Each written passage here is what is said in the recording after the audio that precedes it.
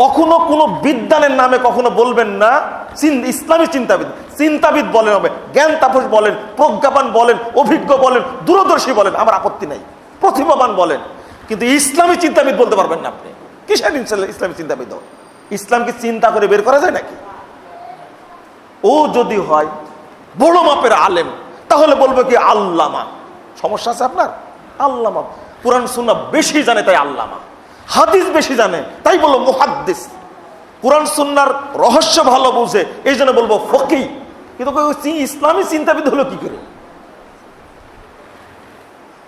তো এক বাক্যে ভাষাটা আপনি বুঝবেন। ওয়াবিহি আদিলুন, হককে প্রতিষ্ঠা করে। কোন হক? আন্তর্জাতিক আদালতের রায়, জাতিসংঘের সদর দপ্তরে পাশ হওয়া রায়, না হোয়াইট হাউসে পাশ হওয়া রায়? না, যেটা আল্লাহর পক্ষ থেকে এসেছে এটাই হলো হক। এইটা যারা প্রতিষ্ঠিত করে, প্রচেষ্টা চালায়, আমল করে, তারাই আল্লাহর কাছে সবচেয়ে প্রিয়। এরপরে সূরা সফের একটা আয়াত আছে, ইয়া আইয়ুহাল্লাযীনা আমানু কুনু আনসারাল্লাহ, তোমরা আল্লাহর সাহায্যকারী হয়ে যায়। তারা কারা? আল্লাহর সাহায্যকারী কারা? হাদিস থেকে দলিল নেন। 1920 নম্বর হাদিস এবং 145 নম্বর হাদিস সহিহ মুসলিমে এসেছে।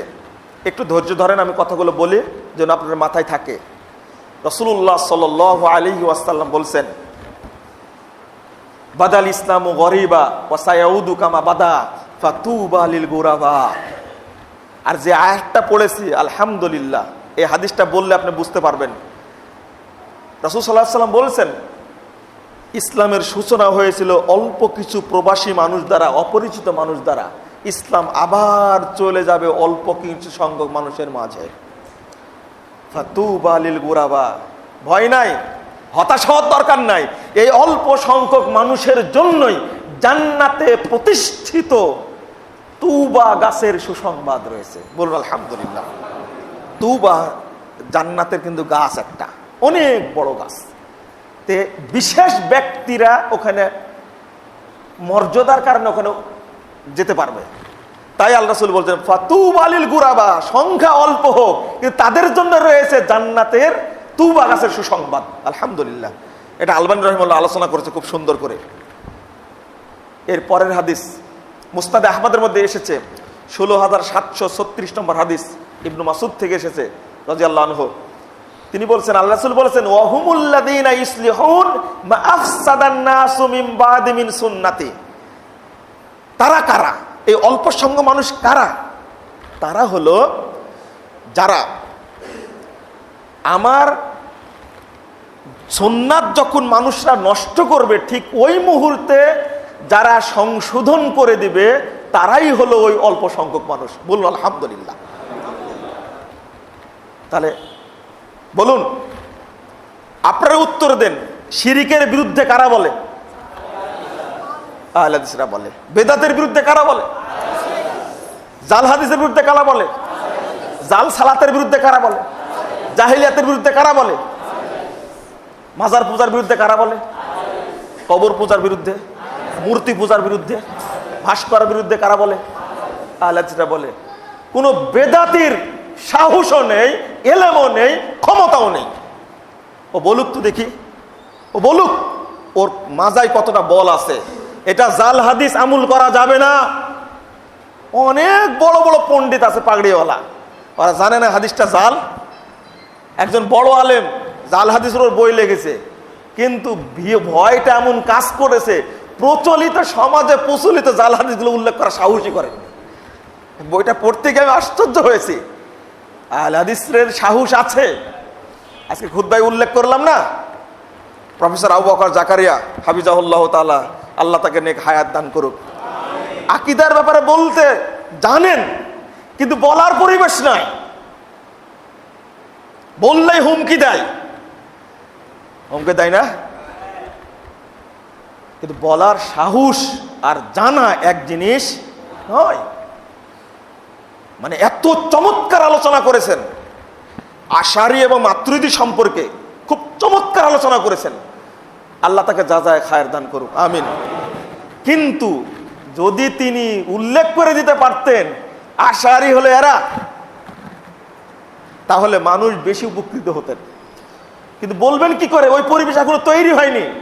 এখন না বুঝি ইমাম বুখারী কেন নাম উল্লেখ করতে পারেননি, ইবনে হাজার আসকালানী কেন উল্লেখ করতে পারেননি?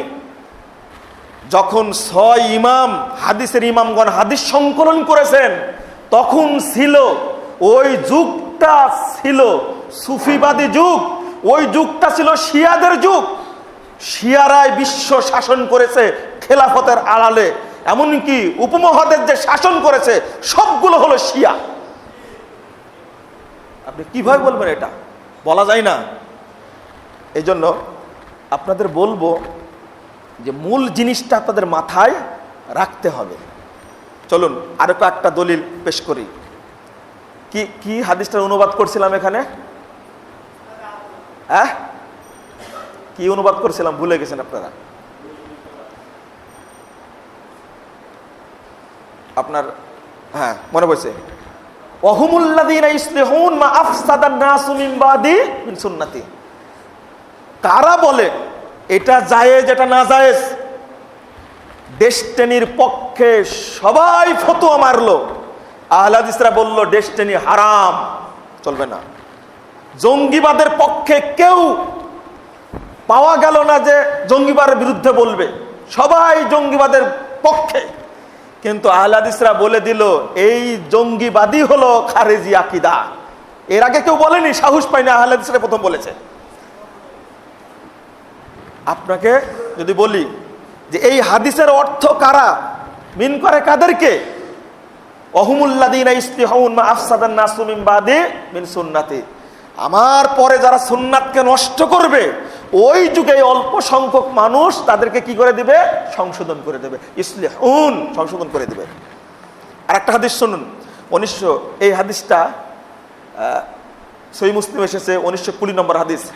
লা তাযালু তায়ফাতুম মিন উম্মতি যাহিরাল হক লা ইয়াদুররুহুম মান খাযালাহুম হাত্তা ইয়াতি আমরুল্লাহ ওয়া হুম কাযালিক। একটি কাফেলা সর্বদা, আমার উম্মতের একটি কাফেলা সর্বদা হকের উপরে প্রতিষ্ঠিত থাকবে। তারা কখনো পরাজিত হবে না।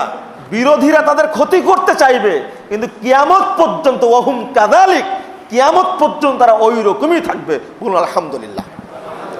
এই যে এই হাদিসটা ইমাম নাসিরউদ্দিন আলবানী রাহিমাহুল্লাহ, ইমাম নাসিরউদ্দিন আলবানী রাহিমাহুল্লাহ হাদিসটা নিয়ে আসছেন, 270 নম্বর হাদিস, সিলসিলা সহিহার মধ্যে আসছে।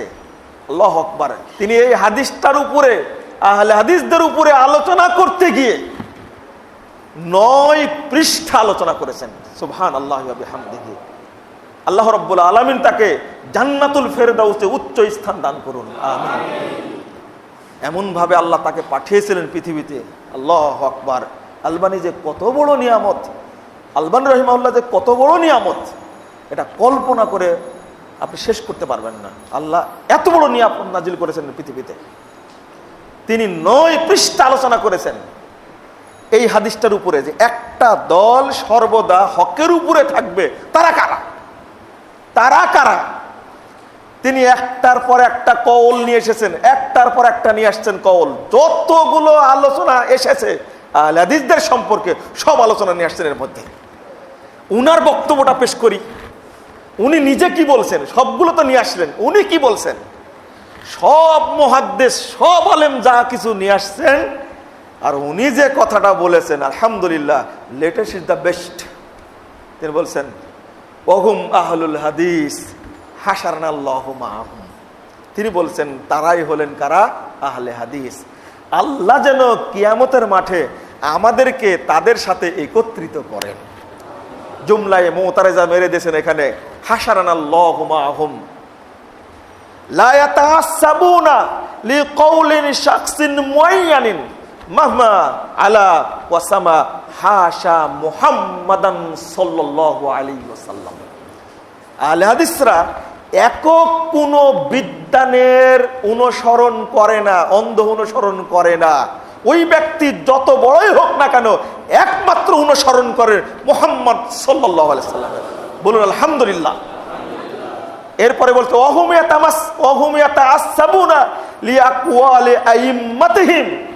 অন্যান্য সমস্ত দলের লোকেরা তাদের ইমামদের বক্তব্যকে আঁকড়ে ধরে। ও আসহাবুল হাদিস ইয়াতামাসসাকুনা লিআকওয়ালি নাবিয়্যিহিম, আর আহলে হাদিসগণ কেবল আঁকড়ে ধরেন তাদের নবীর বক্তব্য। সুবহানাল্লাহি ওয়া বিহামদিহি, কত চমৎকার কথা। এর পরের বাক্যটা আরো কত পরিষ্কার। ফালা আজাবা বাদা হাদাল বায়ান, আমি যে বক্তব্য পেশ করলাম এই বক্তব্যে আশ্চর্য হওয়ার কিছু নেই, আশ্চর্য হওয়ার দরকার নাই। কারণ আন্না আসহাবাল হাদিস হুমুত তায়ফাতুয যাহিরা ওয়াল ফিরকাতুন নাজিয়া বাল আল উম্মাতুল আসাদ আশ-শুহাদা ওয়াল খালক। তিনি এরপরে বলছে আশ্চর্য হওয়ার দরকার নাই, এই আহলে হাদিসরাই হলো মুক্তিপ্রাপ্ত দল, তারাই হলো বিজয়ী কাফেলা, বরং তারাই হলো পৃথিবীর সর্বশ্রেষ্ঠ উম্মত, যারা কাল কিয়ামতের মাঠে সমস্ত উম্মতের পক্ষ থেকে সাক্ষী দেবে। অনেক বিদ্বান বলেছেন, কিন্তু আলবানির মতো এইভাবে মানে এত পরিষ্কার কথা বলেননি। এবার ওই হাদিসের ব্যাখ্যার কথা বললাম, চলুন ওই হাদিস সম্পর্কে কয়েকটা মন্তব্য তো বলার দরকার। এটা বললাম আয়াতের ব্যাখ্যা হিসাবে, হাদিসের ব্যাখ্যা হিসাবে। মোহাম্মদ বিন সিরিন 33 হিজরিতে জন্ম, মারা গেছেন 110 হিজরিতে। 33 হিজরিতে জন্ম, মারা গেছেন, তাহলে সিনিয়র তাবে, বুঝতেই পারছেন মোহাম্মদ বিন সিরিন। সহিহ মুসলিমের ভূমিকায় অংশটা আছে। লাম ইয়াকুনু ইয়াসআলুন আনিল ইসনাদ, মানুষরা আগে সনদ সম্পর্কে জিজ্ঞেস করতো না। ফালাম্মা ওয়াকাতিল ফিতনা, যখন ফিতনার যুগ আসলো তখন তারা বলতে লাগলো ক্বালু সাম্মু লানা রিজালাকুম, তোমরা তোমাদের লোকদের নাম বলো আগে। ফতোয়া কার কাছ থেকে বর্ণনা করছো, হাদিস কার কাছ থেকে বর্ণনা করছো? ফাইন কানু মিন আহলিস সুন্নাহ ফায়ুখায হাদিসুহুম, যদি তারা আহলে সুন্নাতের অন্তর্ভুক্ত হতেন তাহলে তাদের হাদিস গ্রহণ করা হতো। বোঝা যাচ্ছে আহলে সুন্নাহ ওয়াল জামাতের লোকেরাই হাদিসকে কি করেছে? সংরক্ষণ করেছে। শরীয়তকে কি করেছে? সংরক্ষণ করেছে। এরপরে ওয়াইন কানু মিন আহলিল বিদআহ, যদি তারা বিদআতীদের অন্তর্ভুক্ত হতো ফালা ইউখাযু হাদিসুহুম, তাহলে তাদের হাদিস গ্রহণ করা হতো না, হাদিস গ্রহণ করা হতো না। এখানে স্পষ্ট হলো একজন বড় তাবির বক্তব্য। আপনি বেদাতীর কাছে ইলম নেবেন কি করে? বেদাতীরা হলো কোরআন সুন্নাহর শত্রু। ইমাম আহমদ বিন হাম্বল রাহিমাহুল্লাহ বলছেন তাবাকাতুল হানাবিলা প্রথম খণ্ডের 133 পৃষ্ঠায় তিনি বলছেন হুম আদাউল্লাহ, তারা হলো আল্লাহর শত্রু। ওদের কাছে শরীয়ত নিরাপদ হবে কি করে? আলী ইবনুল মাদিনী রাহিমাহুল্লাহ, ইমাম বুখারীর উস্তাদ, তিনি বলছেন এই হাদিসের আলোকে একটা দল হকের উপরে বিজয়ী থাকবে, হককে ধরে রাখবে, হককে প্রতিষ্ঠিত করবে। তারা কারা? হুম আহলুল হাদিস আল্লাযীনা ইয়াতাআহাদুনা মাযাহিবার রাসূল ওয়া ইয়াদুব্বুনা আনিল ইলম,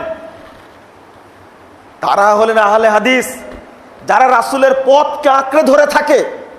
ওয়া ইয়াদুব্বুনা আনিল ইলম, যখন এলেম ক্ষতিগ্রস্ত হয়, শরীয়ত ক্ষতিগ্রস্ত হয়, তখন আহলে হাদিসরা শরীয়তকে সংরক্ষণ করার জন্য প্রতিরোধ করে।